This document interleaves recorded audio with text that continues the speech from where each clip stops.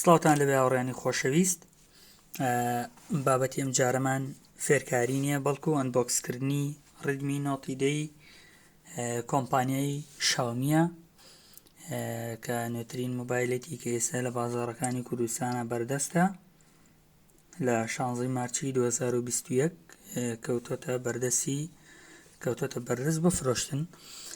یەکێک لە تایبەتمەندیە گرنگەکانی موبایلە ئەوەیە دیسکاونتی لە 125 کراوە بۆ نمونە لە دوای زەمانی، بۆ نمونە تۆ موبایلەکەت شاشەی ئەشکێت یان ئەکەوێتە ئاوە یان بە هەر جۆرێک لە پشتی زەمانەوەتە نەک زەمان کە زیاد جیالەوە 18 مانگی شەریکەی ئایتیلۆبی لەگەڵایە.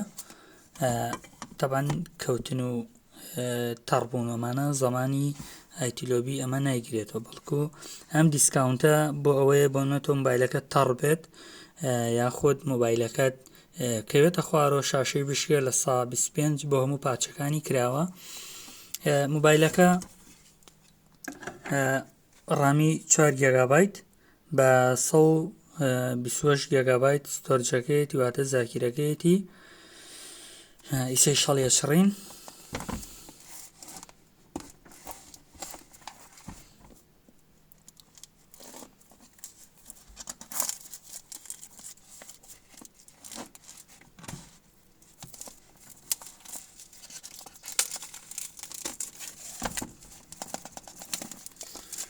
وامە شاشەی مۆبایلە شاشەی سوپەر ئەمۆلدە واتە LCD نییە.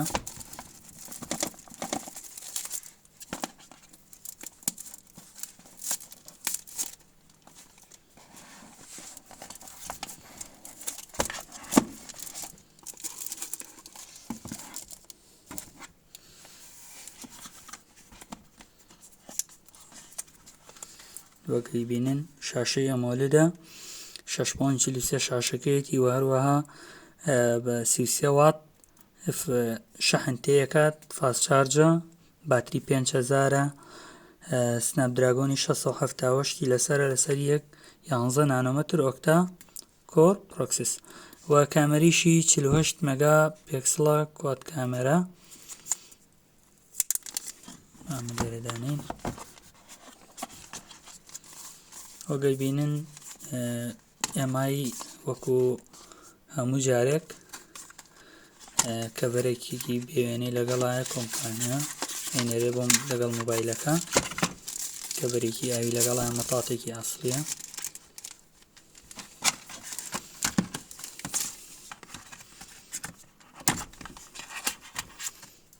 ئەمەیش کەلەی شەحنەکەیەتی لەگەڵ کێبڵێکی شەریکە خۆیە. تەبەن هەموو بەرهەمەکانی شاومی سەماعیان نییە لەگەڵا، ئەمە شتێکی ڕوون و ئاشکرا لای بەکارهێنەرانی ئەمایەگە بەکارهێنەری ئەمای بیت. موبایلەکە دیزاینێکی زۆر تایبەت و جوانی هەیە.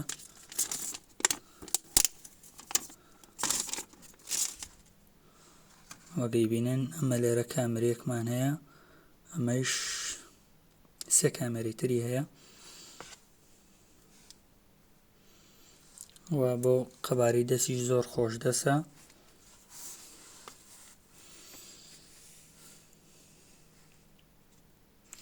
وەروە کامێرەکەیشی لەژێر ڕوونمایە.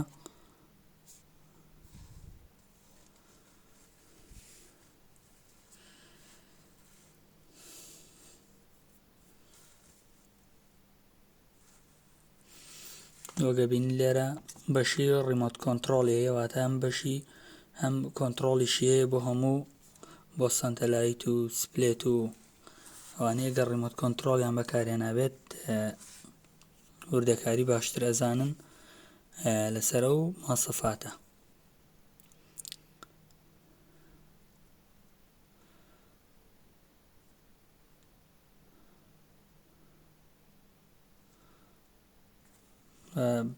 بەرەمەکانی کۆمپانیای شاومی سەرجەم بەرەمەکانی گۆگڵ پلەیان تێیە، واتە تۆ توانیت سود لە ئەپەکانی گۆگڵ بینیت.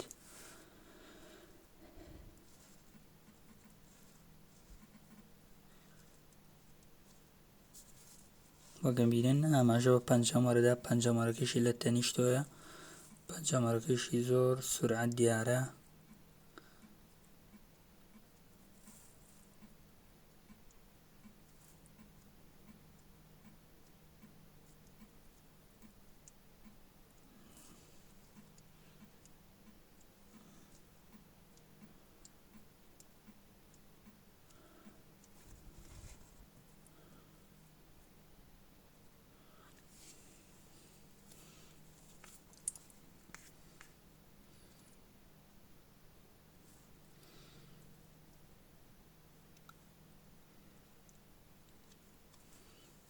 و ڤیدۆش تۆمارەکات بە کوالەتی 4K کامەرەی سێلفێکیشی 13 مێگاپیکسڵە